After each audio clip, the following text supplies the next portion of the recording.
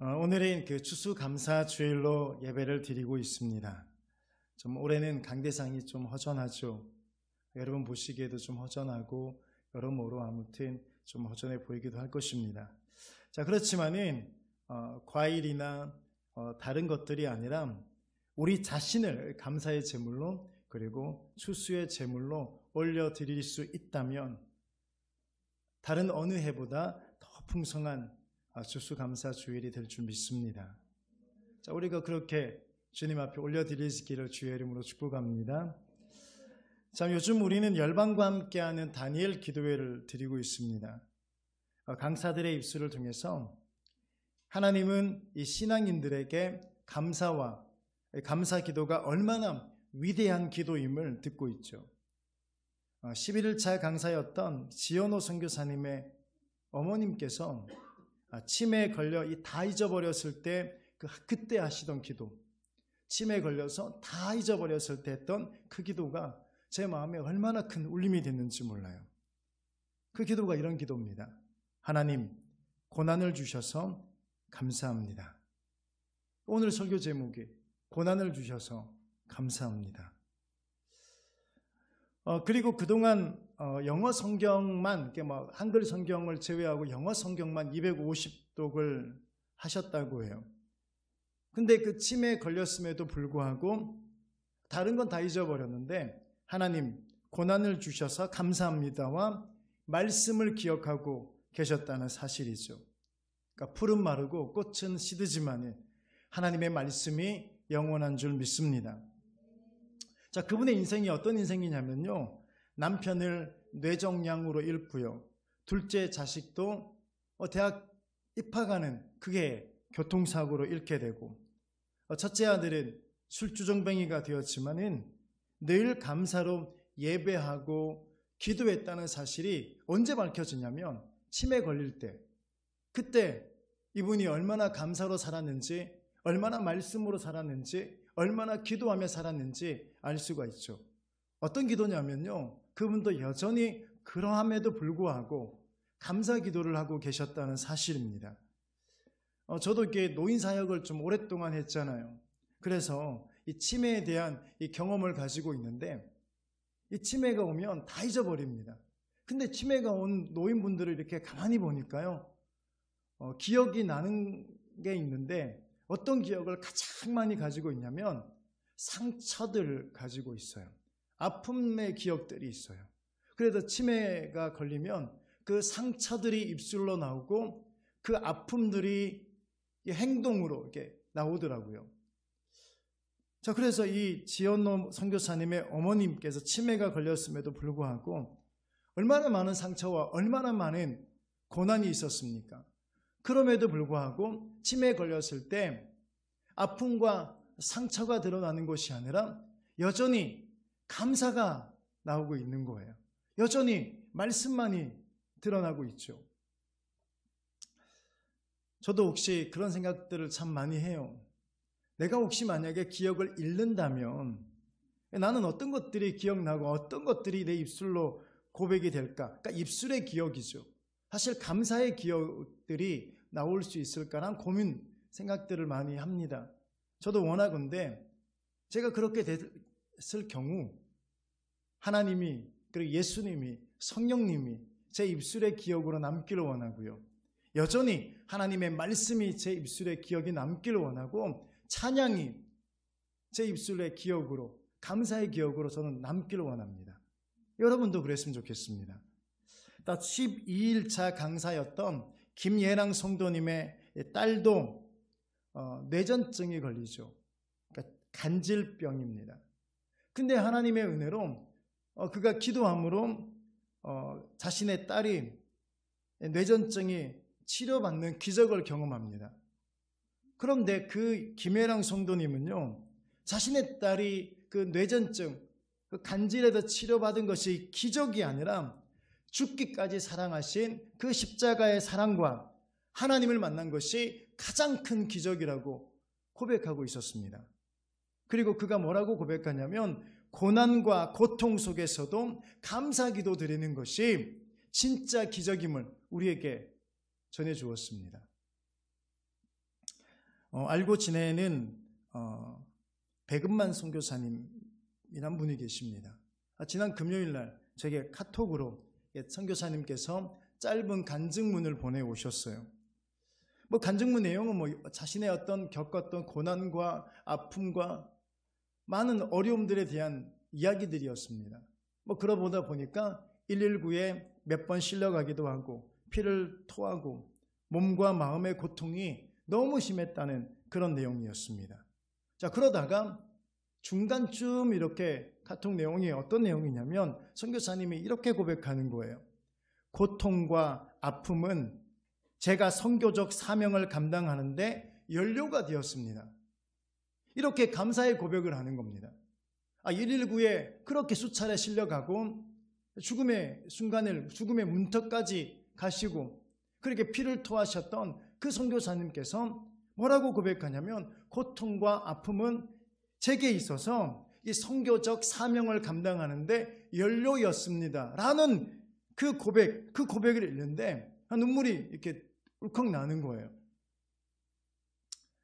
여러분, 사실 오늘 추수감사주일 예배를 드리면서 이 세 분의 어떤 감사기도, 세 분의 이 감사의 고백, 세 분의 어떤 믿음의 삶의 모습을 통해서 사실은 이미 설교는 끝났다고 해도, 설교는 충분하다고 해도 과언이 아닌 것 같습니다. 그럼에도 불구하고 우리 조금 함께 더 은혜를 나누었으면 좋겠어요. 여러분, 그 지능을 수치로 나타내는 것이 뭔지 아십니까? 지능을 수치로 나타내는 것이 그 뭐냐면요, 인텔리전스 쿼션트죠. 그러니까 IQ라고 이야기해요. IQ.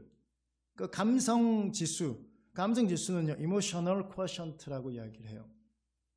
어쨌든 IQ가 높아야 되고 감성 지수가 좀 높아야 어쨌든 성공할 수가 있다. 이런 이야기를 합니다. 그런데 요즘에 가만히 이렇게 보니까요, 그 정도 가지고는 안 되더라. 자꾸 많아지고 있어요. 뭐가 많아지냐면 MQ, 이게 도덕 지수예요. 그리고 SQ, 사회성 지수, CQ, 창조성 지수, 그리고 AQ, 유추 지수. 이게 중요한데요. 참 중요한 Q가 많아요, 그렇죠? 자, 웃자는 이야기지만은요, 요즘 세상에 또 필요한 게 있답니다. 그러니까 JQ. 이게 뭔지 아십니까? JQ, 잔머리 지수. 이렇게 한대요. 근데 우리는 해석을 다르게 하면요, JQ는요, 지저스 쿼션트라고, 그렇죠? 이렇게 바꿀 수 있겠죠.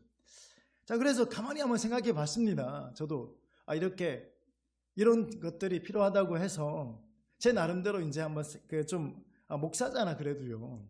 우리가 그리스도인이잖아요. 그래서 아까 JQ를 지저스 쿼션트라고 이렇게 바꿨던 것처럼 좀 뭔가 이렇게 그리스도인들에게 뭐가 필요할까 고민을 해봤습니다. 생각을 해보니까 LQ, 그죠? Love Quotient, 그러니까 사랑 지수죠. 그리스도인들에게 또 뭐가 있어야 될까? 그러니까 BQ, 이게 여러분 이제 짐작이 되시죠? Bible Quotient예요. 그러니까 성경 지수가 좀 높아야 되겠죠. 그리고 또 PQ, 이제 감 잡으시죠? 예, Pray Quotient입니다. 예, 이렇게 해서 기도 지수가 이렇게 높아야 되겠죠. 이게 제가 만든 거예요. 어디 가서 쓰셔도 괜찮습니다. 저작권 저한테 있으니까요. 그리고 또 오늘 우리 감사주의를 맞이해서 우리에게 정말 필요한 것이 뭘까? 이게 TQ 아닌가 싶습니다. 그렇죠? Thanks Quotient죠. 네. 사실 이 감사지수가 그 사람의 행복지수더라고요. 그죠? 따라서 입에서 감사가 떠나지 않는 사람은 행복한 사람이에요. 가져서 행복한 사람이 아니고요. 누려서 행복한 사람이 아니고요. 감사가 입에서 떠나지 않는 사람이 행복한 사람인 줄 믿습니다. 왜냐하면 입에서 감사가 떠나는 순간 나오는 것들이 있습니다. 이게 참 희한해요. 입에서 감사가 떠나는 순간 나오는 게 불평, 그리고 저주, 분노와 시기, 그리고 질투, 욕 같은 것들이 나오죠. 감사가 떠나면 그 자리를 채우는 것이 있는데 이런 것들이 채워지더라는 겁니다. 사랑하는 여러분, 하나님은요, 우리에게 말씀하고 계신데 입으로 시인한 대로 역사하겠다고 말씀하세요. 자, 민수기 안 넘어가네요. 왜 안 넘어가죠?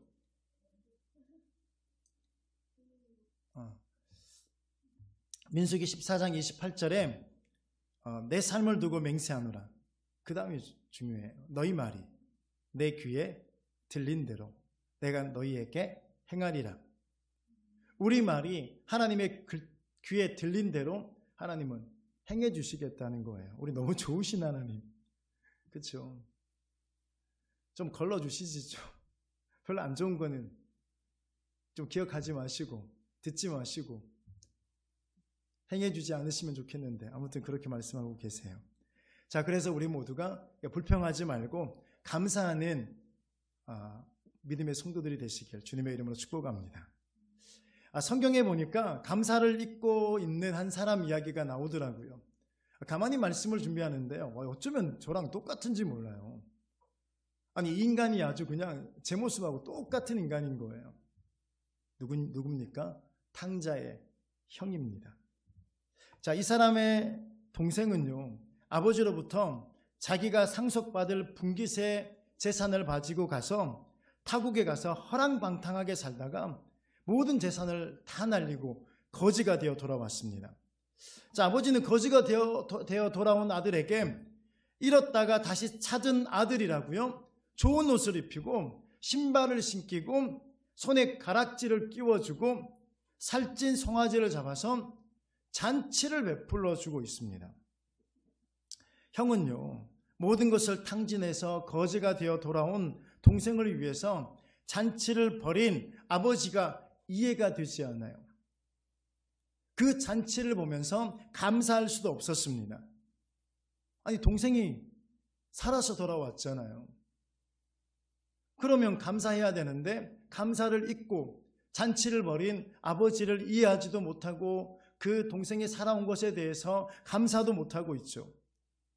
이 형의 모습은 감사를 잊고 있는 우리에게 감사하며 사는 것이 얼마나 큰 축복인지 깨닫게 해주고 있습니다.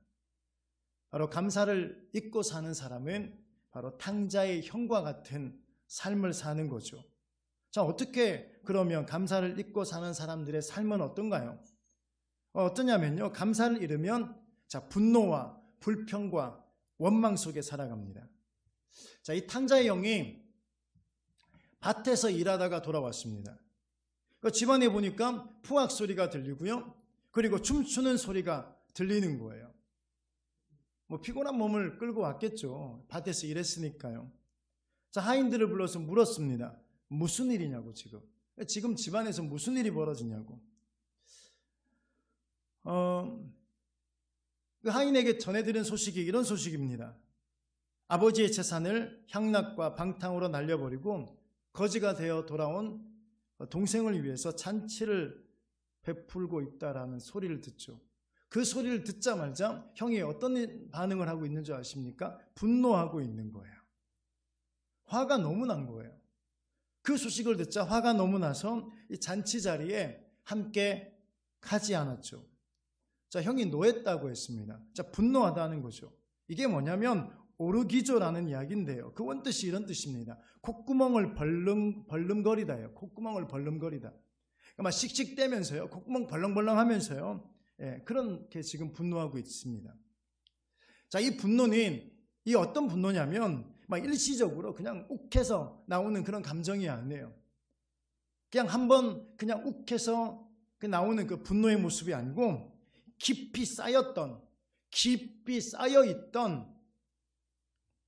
분노와 노여움, 이게 바로 지금 형이 노하고 있는, 분노하고 있는 모습입니다. 자신에게 동생이 있음이 얼마나 감사해요. 그리고 동생이 살아왔음이 얼마나 감사해요. 자, 그런데 그것에 감사하지 못하고 깊은 분노 속에서 지금 잔치 벌어졌다고 하니까 지금 화가 나서 콧구멍을 벌렁벌렁 하면서요, 어떻게 할 수가 없는 거예요. 오죽했으면요, 그 분노하는 모습이, 화내는 모습이 아버지께까지 들어간 거예요. 얼마나 화를 냈는지 아시겠죠? 얼마나 분노했는지 아시겠죠? 그래서 이제 그 아버지는요, 화난 그 아들, 첫째 아들을 달래면서 잔치 자리에 함께 하자, 같이 들어가자, 그런 이야기를 했더니 그 첫째 아들은요, 아버지를 원망하면서 오히려 불평을 하고 있습니다. 자, 29절부터 30절입니다. 내가 여러 해 아버지를 섬겨 명을 어김이 없거늘 내게는 염소 새끼라도 주어 나와 내 벗으로 즐기게 하신 일이 없더니 아버지의 살림을 창녀들과 함께 삼켜버린 이 아들이 돌아오매 이를 위하여 살찐 송아지를 잡으셨나이다. 좀 동생이 잘못했죠. 동생이 좀 실수한 건 맞아요. 자, 그렇다 하더라도 죽지 않고 돌아온 동생으로 인해서 감사해야 되는 게 당연한 거 아닌가요? 자, 그런데 감사를 잊고 있었기 때문에 잔치해 주는 동생하고 그리고 자신하고 비교하는 거예요. 감사를 잃어버리고 나니까 동생과 자신을 비교하면서요, 원망하고 불평하는 아들이 되어버리죠. 여러분, 감사를 잊고 사는 사람의 특징이 뭐냐면 깊은 분노 속에 있어요. 그러니까 늘 분노하고 있어요. 감사를 잃어버리니까요, 늘 분노해요. 그러니까 늘 분노하니까 깊은 분노도 있지만은요, 좀만 건드려도 화내는 거예요. 좀만 이야기해도, 그죠? 좀만 건드려도 폭발하는 거죠. 감사를 잃어버렸기 때문에 그렇습니다. 좀만 건들면 견디지를 못해요. 그리고 원망과 이 불평의 노예로 살아가죠. 그러니까 왜 분노하죠? 왜 불평하죠? 왜 그렇게 화를 냅니까? 감사를 잊고 살기 때문이에요. 은혜를 잊고 살기 때문이죠. 미국의 한 의료 선교사가요, 중국의 오지에서 선교하다가 길에서 맹인, 앞을 보지 못하는 맹인이 구걸하는 것을 보고 긍휼히 여겨서 데리고 가서 이제 수술을 해줘서 이 맹인이 보게 됐어요. 고침받은 맹인이 얼마나 감사합니까? 자, 근데 오히려 이 맹인이요, 선교사님을 원망하고 그분께 불평하는 거예요. 이게 이해가 되는 상황이 아니잖아요. 그러니까 선교사님이 왜 불평합니까, 그렇게? 그랬더니 이제 그분이 이렇게 이야기했대요. 그 맹인이, 이제 내가 눈이 보여가지고 어떻게 얻어먹을 수 있냐고. 내가 눈이 보여서 어떻게 구걸하며 살 수 있냐고. 그러니까 무슨 이야기입니까? 수술해서 보게 되니까 자기 사업 망했다는 거죠. 이제 더 이상 영업할 수 없다는 거 아닌가요? 이 감사를 잊고 사는 사람들은요, 감사해야 될 자리를 분노와 원망과 불평으로 채우고 있는 거죠. 시 쿨리지는 이렇게 이야기를 합니다. 가장 축복받는 사람이 되려면 감사하는 자가 되라. 사랑하는 여러분, 우리 탕자의 형처럼 감사를 잊고 살지 않기를 주님의 이름으로 축복합니다. 이 감사 대신에 분노와 원망과 불평의 사람이 되지 않기를 원합니다. 오히려 어떻게 해야 됩니까? 감사로 분노를 다스리고 불평과 원망에서 자유하는 저와 여러분 되기를 주의 이름으로 축복합니다. 또 그런가 하면요, 감사를 잃으면 이게 원망하고 불평하고 분노하는 이 정도로 끝나면 그럴 수도 있죠. 이 정도로 끝나는 게 아니에요. 그 정도로 끝나는 것이 아니라 감사를 잃기 시작하면 자신의 가치와 축복도 잃게 된다는 사실입니다.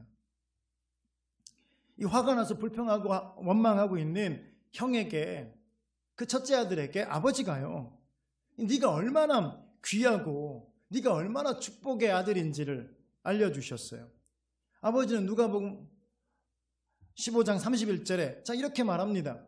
예, 너는 항상 나와 함께 있으니 내 것이 다 네 거야. 그렇죠? 자, 지금 분노하고 원망하고 불평하는 그 아들에게 아버지가 뭐라고 이야기를 하고 있냐면, 이 아버지의 마음, 아버지가 들려준 이야기가 이런 이야기예요. 너는 동생보다 훨씬 귀하다. 그리고 너는 축복받은 아들이야. 이렇게 말씀하고 있는 거예요. 아버지 곁에서 땀 흘려 일해주고 아버지를 지켜주고 보호해주니 아버지를 떠났다가 재산을 다 잃고 돌아온 작은 아들보다 너는 더 귀하고 네가 더 가치 있다고 말해주고 있는 거예요. 그리고 동생은 이미 자기 분깃을 다 없애버렸지만은 너는 아직도 네가 받을 분깃 그대로 있으니 네가 더 축복받은 아들이란 거죠. 여러분, 지금 탕자의 형의 입장에서 한번 생각해 보십시오. 아버지가 그렇게 말하고 있는 거예요. 야, 네가 더 귀해.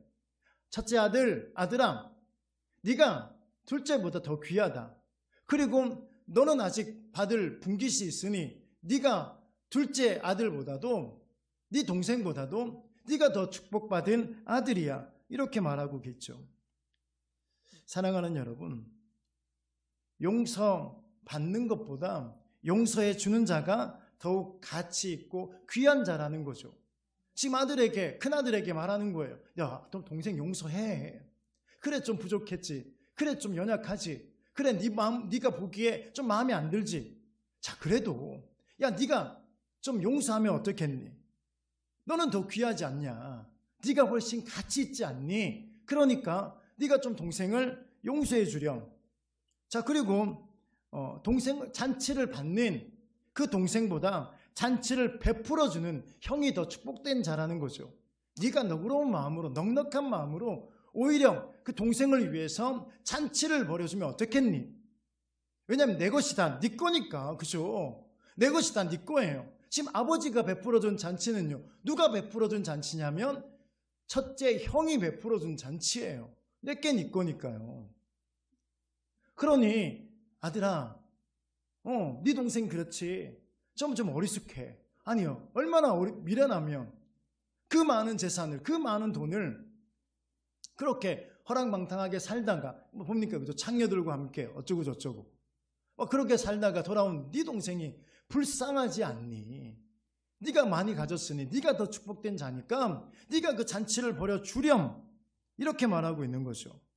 사랑하는 여러분, 받는 것보다 주는 자가 복 있다고 말하고 있는 거예요. 그래서 아버지는 이렇게 말하는 거죠. 결론은 이거예요. 자, 봐라 아들아, 첫째야, 네가 훨씬 더 가치 있고 네가 더 귀해. 그리고 네가 더 훨씬 축복받은 자니까 좀 화 풀고 이제 함께 그 잔치에 참여하면 좋겠다. 함께 하자. 아빠랑 들어가자. 이렇게 말한 거겠죠. 사랑하는 여러분, 감사를 잊어버리면요, 이 탕자형처럼 돼요. 자신의 가치와 자신의 축복을 잊고 살아갑니다. 감사를 잃어버리니까요, 나는 가치가 없는 자야. 나는 복받지 못한 자야. 나는 그저 형편없다고 이렇게 말하죠. 감사를 잃어버렸기 때문에 그렇습니다. 정말로 내가 귀하지 못하고 가치 있지 않고 내가 복받지 못해서가 아니라 감사를 잃어버렸기 때문에 자신의 가치와 자신의 어떤 받은 복을 잃어버리게 되는 겁니다. 사랑하는 여러분, 그래서 감사는요, 우리 자신의 가치와 축복을 보게 만들어요. 그러니까 여러분, 감사의 지수가 여러분 회복되기를 원합니다. 여러분, 감사의 영성이 회복되길 바라요. 감사의 영성이 회복되면요, 그걸 볼 수 있게 돼요. 내가 얼마나 존귀한 존재이고 얼마나 귀한 존재인지. 감사가 회복되면요, 내게 주신 하나님의 은혜, 내게 주신 하나님의 복이 얼마나 큰지 그걸 보게 돼요. 그러니까 어떤 일이 벌어집니까? 우리 삶의 현장은요, 뭐가 됩니까? 잔치집이 되는 거죠. 잔치가 벌어지는 거예요. 내가 얼마나 귀하고 그리고 내가 받은 복이 얼마나 큰지 알기 때문에 그거 안에서요, 큰 기쁨이 회복되고 즐거움이 회복되니까 우리의 삶은 저절로 그게 잔치집 아니겠습니까? 초상집 아니잖아요. 감사가 회복되면요, 잔치집이 돼요. 지금 아들을 위해서, 그렇죠? 사실 누가 베풀어 준 거예요? 아버지가 베풀어 줬지만, 그러나 이 큰아들이 자기 동생을 위해서 잔치를 베풀어 준 거예요. 자기 집안에 지금은요, 잔치가 벌어졌습니다. 그런데 감사를 잃어버린 그 첫째 아들은요, 그 잔치집이 초상집이 된 거 아니에요? 저 왼수 같은 놈, 그죠? 그거 해주는 저 왼수 같은 놈에게 잔치 벌여주는 아버지도 미운 거죠. 자, 이스라엘의 동화 중에 새들의 불평이라는 이야기가 있습니다. 하나님이 이 각양각색 동물을 만들어서 산과 들과 이렇게 바다에 이렇게 다 보낸 거예요. 그 중에서 새들이 화가 났습니다. 분노하면서요, 입이 뾰루퉁하게 나와서 불평하고 원망을 쏟아냅니다. 아니, 다른 동물들에게는 튼튼한 다리를 만들어 주시면서 왜 우리들에게는 이 가느다란 다리를 주셨습니까? 아니, 그리고 다리가 가는 것도 이것만으로도 화가 날 지경인데 양 어깨에 이 날개라는 이 무거운 짐을 매달아 놓으시면 어떡하라는 겁니까? 하나님이 웃으면서 새들에게 말해요. 너희들에게 가느다란 다리와 무거운 날개를 준 것에 감사해라.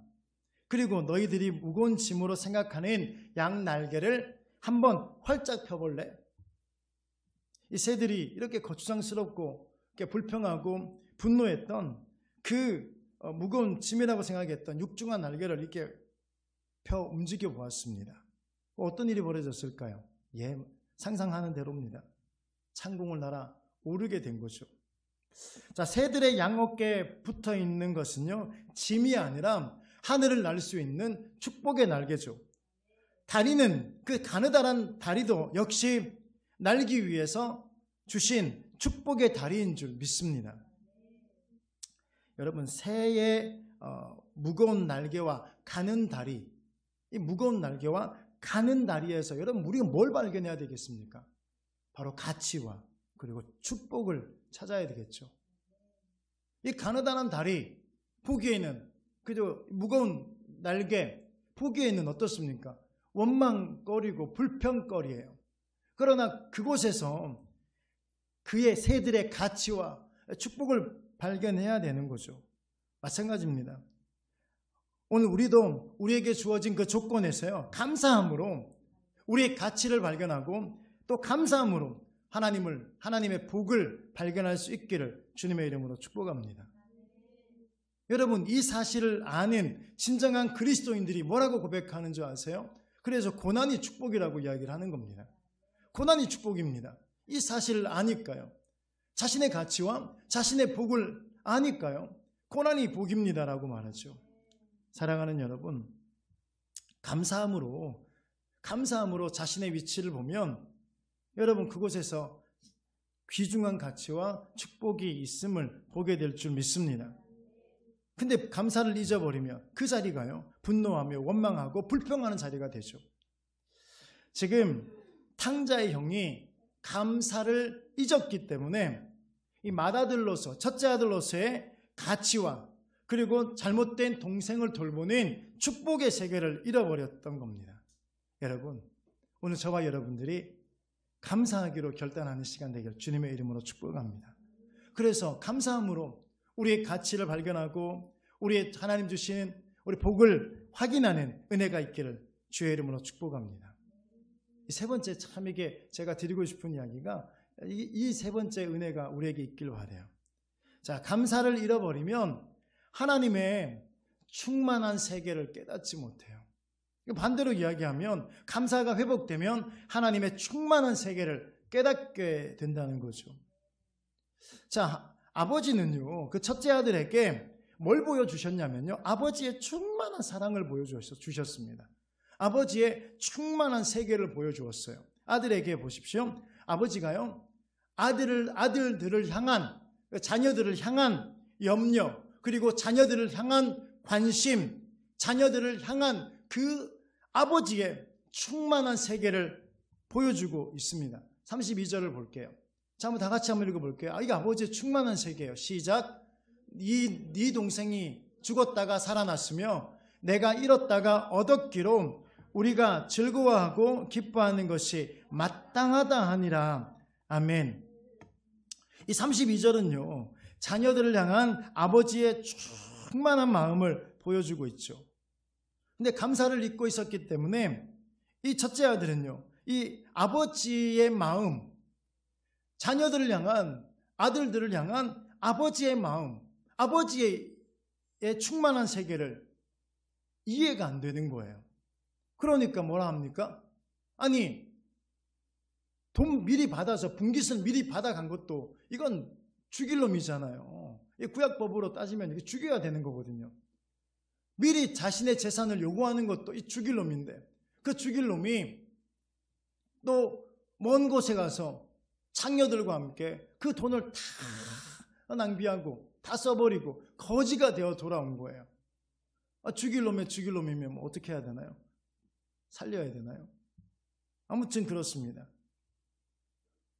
그런데 잔치를 베풀어주고 있으니 그러니까 이해가 안 되는 거예요. 도대체 아버지는 무슨 생각으로, 무슨 마음으로 지금 내 동생에게 잔치를 베풀어주고 있냐는 거죠. 이해가 안 된 게, 감사를 잃어버린 게 왜 그러냐면요, 아버지가 자녀들을 향한 그 마음을 이 아들은 몰랐던 거죠. 자녀를 향한 아버지의 무한한 용서. 여러분 이게 아시죠? 부모님들은 아실 거예요. 자녀를 향한 아버지의 무한한 용서, 그리고 용납, 그리고 끝없는 사랑, 그리고 끝없이 주고자 하는 희생, 이 충만한 세계를 아들은 이해를 할 수가 없었던 거죠. 여러분, 살아서 돌아온, 죽었다가 살았으며 잃었다가 얻은 그 아들로 인해서 기뻐하고 즐거워하는 그 아버지의 세계를 모르고 있는 거예요. 여러분, 이게 이해되셔야 돼요. 보세요. 죽었다가 살았고 잃었다가 얻은 그 아들로 인해서 아버지가 지금 기뻐하고 즐거워하고 있는 그 아버지, 자녀를 향한 무한한 사랑과 용납과 용서와 끝없이 주고자 하는 희생의 그 충만한 세계를 지금 첫째 아들은요, 깨닫지 못하고 있는 거예요. 그러니까요, 아버지에게 원망하고 불평하고 그리고서는 감사를 잃어버리죠. 여러분, 만약에 생각해 보십시오. 그 첫째 아들이 그 아버지의 마음을 알았다면, 그 아버지의 마음이 전해졌다면, 그 아버지의 마음이 이해가 됐다면 여러분 어떤 일이 벌어졌을까요? 그 충만함을요 함께 누렸을 것이에요.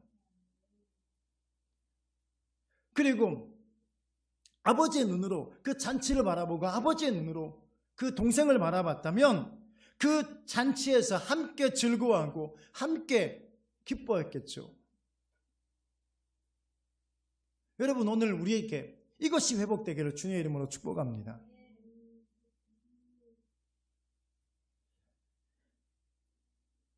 심리학 용어 중에요, 픽세이션이라는 말이 있습니다. 심리학 용어인데요, 픽세이션.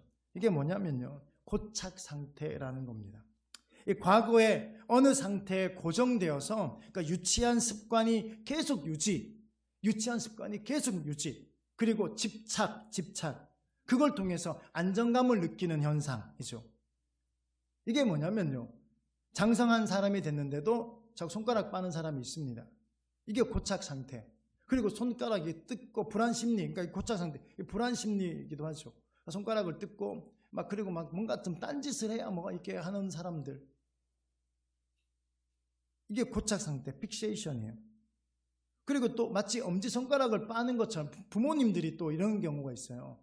부모님들이 픽세이션, 그러니까 고착 상태, 어떤 그 엄지손가락을 빠는 그런 것과 비슷한 게 뭐냐면, 다 큰 자녀들인데도 매일 전화를 해요. 그리고서는 어떻게 지냈냐, 잘 지냈냐 이러면서요. 매일 전화해서 어떻게 지냈냐, 뭐 하냐, 지금 일찍 자라, 뭐 하라 이러면서 계속해서 간섭하죠. 그게 픽세이션이에요. 이게 뭐냐면요, 그래야지 내가 편하거든요. 다 큰 자녀들에게, 다 큰 자식들에게 맨날 전화해가지고 뭐하니, 어디니, 먹었니, 말았니, 이게 계속 하는 게요. 이게 가끔 가다가 일주일에 한번 전화하고 한 달에 한번 전화하는 건 괜찮지만요, 매일 해요, 매일. 이게 뭐냐면요, 그렇게 해야만이 자신이 안정감을 누리거든요. 애가 걱정되는 게 아니에요, 사실은요. 그냥 그거 하면 내가 안정감을 누리는 거야. 내가 그렇게 하면요, 내가 지금 불안할 수 있는 불안한 것에서 좀 심리적인 안정감을 누리거든요. 이게 바로 집착이에요. 이게 심리학 용어로 픽세이션이라고 말해요. 여러분, 우리가 가지고 있는 이 고착 상태, 이 픽세이션이 다 많아요. 우리가 잘 알고 있는 그 찰스 슈츠의 만화 피너츠, 거기에 나오는 주인공이 있습니다. 남자아이가 있죠. 라이너스라는 아이가 등장해요. 이 아이는요, 늘 가지고 다니는 게 하나 있습니다. 이게 뭔지 아시죠? 담요예요, 담요. 늘 담요를 이렇게 들고 다녀요. 그렇죠? 왜 그렇습니까? 그거 들고 다녀야 편하거든요. 이게 픽세이션이에요. 그 사람들이 물었습니다, 라이너스에게. 왜 담요를 못 버리니? 그러다가 어른이 되면 그 담요 어떻게 할 거냐고. 그랬더니 그 라이너스가 이렇게 말합니다. 이 담요로 멋진 운동복을 만들어 입을 거예요. 이게 바로 픽세이션이에요. 그러니까 고착 상태, 집착하는 상태. 자, 여러분, 우리도요, 신앙인들도요, 이런 픽세이션을 있어요. 고착 상태로, 그리고 우리 집착하는 상태로 빠져는 그런 것들이 있거든요.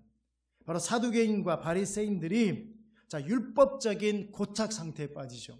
그래서 그들이 잃어버린 게 있어요. 그 율법의 고착 상태에 빠지면서 율법의 픽세이션에 빠지면서요, 그들이 잃어버린 게 뭔지 아십니까? 가장 중요한 걸 잃어버렸습니다. 여러분, 율법이 나쁜 겁니까? 율법을 버려야 됩니까? 그건 아니잖아요. 율법도 중요해요. 율법도 버리면 안 돼요. 율법도 지켜야 돼요. 그런데 그 바리새인들과 사두개인들이 그 율법적인 픽세이션에 빠지는 바람에 그들이 잃어버린 그게 뭐냐면 가장 중요한 걸 잃어버렸는데요. 그리스도 안에 있는, 예수 안에 있는 하나님의 충만한 세계를 잃어버렸던 거예요. 이게 문제예요. 그리스도 안에 있는 하나님의 충만한 세계. 여러분, 지난주에 우리가 나눴던 것처럼요, 지난주에 우리 예배 드리면서요, 하나님으로부터 오는 것들, 하나님에게로만 올 수 있는 것들, 그것들을 잃어버리는 거죠. 여러분, 우리의 어떤 그 노력으로, 우리의 애씀으로, 우리의 발버둥으로요, 하나님의 충만한 세계를 누릴 수가 없는 것들이 얼마나 많은지 몰라요. 잠깐은 우리는 안정을 누릴 수 있습니다. 돈 좀 더 많이 벌면 조금은 안정감을 느끼죠. 애들이 좀 말 잘 듣고, 그죠? 사고 안 치면 조금은 안정감을 누릴 수는 있죠. 좀 이웃과의 관계가 좀 좋아지면 그것 작은 안정감도 누리죠. 내가 하는 일이 좀 잘 되면 작은 어떤 평안도 누리기도 합니다. 여러분, 그런데 그것들이 하나님의 충만한 세계를 누릴 수 있던가요? 하나님의 충만한 은혜를 우리가 누릴 수 있던가요? 그러니까 잠깐이에요. 잠깐 목마름만 해소되지 또 다른 목마름이 밀려오죠. 그거 가졌는데 그러면 영원히 목마르지 않을 것 같은데 또 다른 목마름이 몰려와요. 또 다른 어떤 그죠? 아픔들이 있죠. 그죠? 갈등이 생겨요.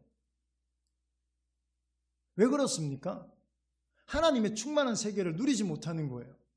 하나님으로부터 오고 하나님으로부터 하나님에게로만 올 수 있는 그것들을 누리지 못하니까 우리의 삶에요, 분명히 누렸는데, 분명히 가지고 있는데, 분명히 좋아졌는데요, 여전히 힘든 거예요.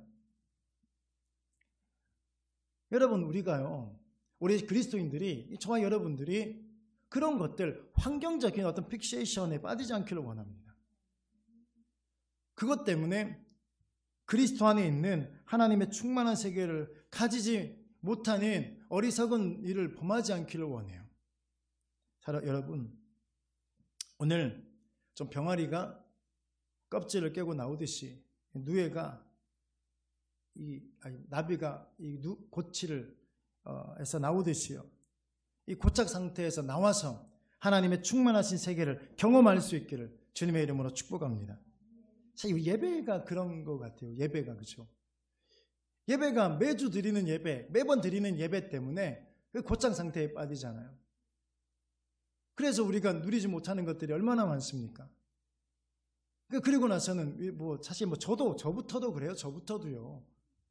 그러니까 제가 이 정도라면 우리 다 같이 비슷한 게 있지 않나요? 그래서 자꾸 눈에 보이는 것들만 가지고 평가를 하고, 눈에 보이는 것들로 우리 예배를 사실은 그 점수를 주고 있을 때가 너무나 많잖아요. 진짜 누려야 되는 은혜는 하나님으로부터 오는 그리스도 안에 있는 충만한 세계거든요.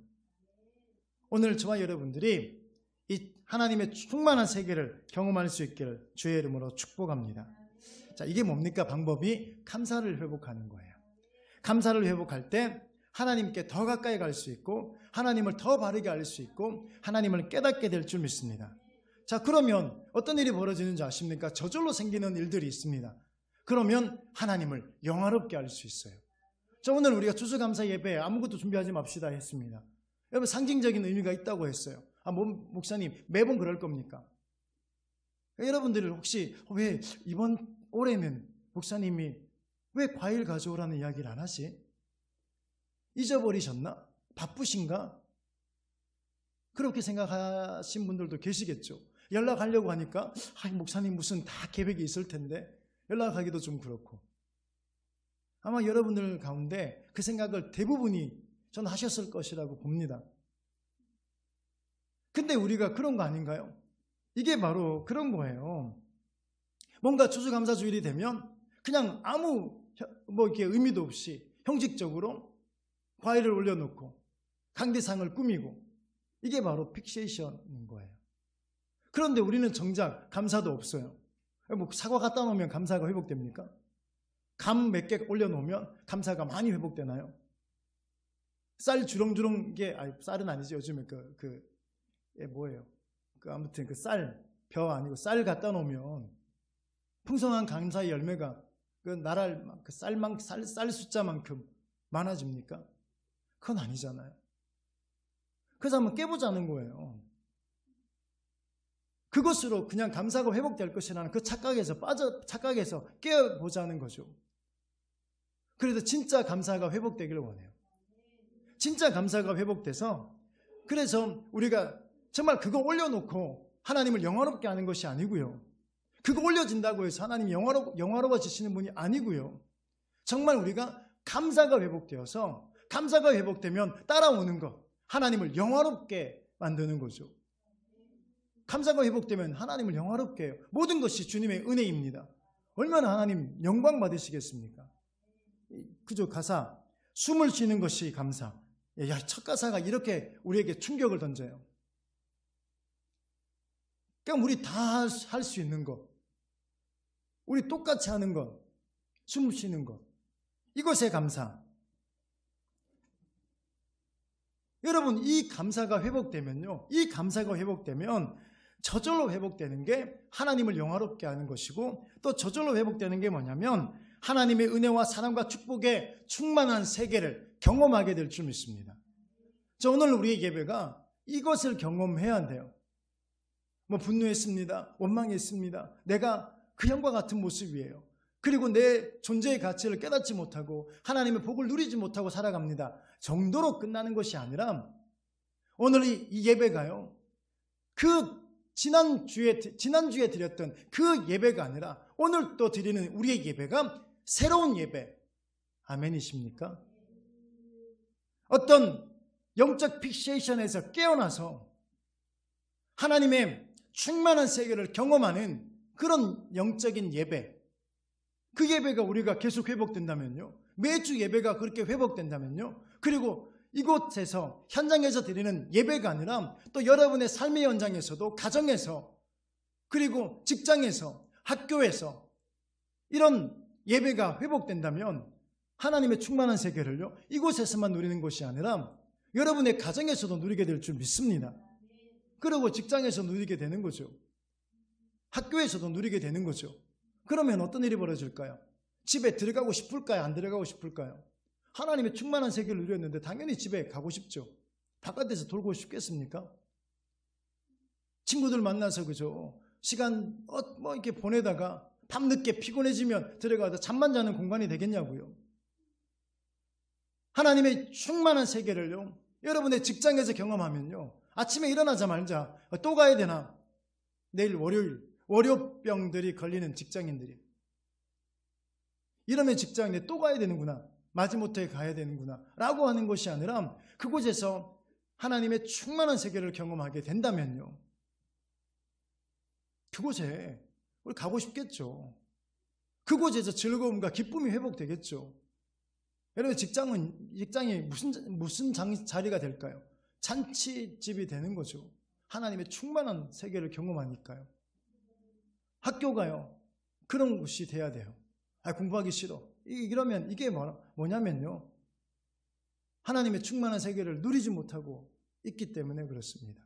하나님이 이 공간에 갇혀 계신 그런 분이 아니시잖아요. 학교 가는 게 즐거운 거예요. 공부하는 게 즐거워요. 그러니까요, 자, 하나님을 영화롭게 하겠죠. 열심히 공부를 할 거예요.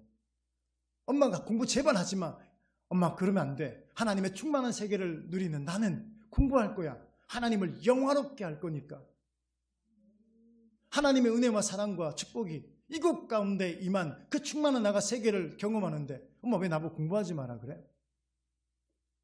나 이곳에서 하나님을 영화롭게 할 거야 라고 이야기하겠죠, 자녀들이요. 여러분 정말 그 은혜를 누릴 수 있기를 원합니다. 그 비결이 뭐냐면요, 감사를 회복하는 거예요. 말씀의 결론 내리도록 하겠습니다. 우리가 분노하고 원망하고 불평하고 사는 이유, 왜 우리 자신을 무가치하게 그리고 불행하다고 생각하는 것일까요? 왜 우리가 하나님의 풍성하신 은혜와 사랑의 그 축복 속에서 살지 못할까요? 하나님의 충만한 세계를 깨닫지 못할까요? 감사하지 못해서 그렇다는 겁니다. 오늘 우리 예배드리는 여러분들이, 그리고 인터넷으로 예배드리는, 함께 예배드리는 모든 성도님들이 하나님의 풍성한 은혜를 받는 남은 2020년이 되었으면 좋겠습니다. 그리고 고난이 축복이라는, 오히려 감사의 고백할 수 있는 성숙한 그리스도인으로 사는 여러분 되시길 주님의 이름으로 축복합니다.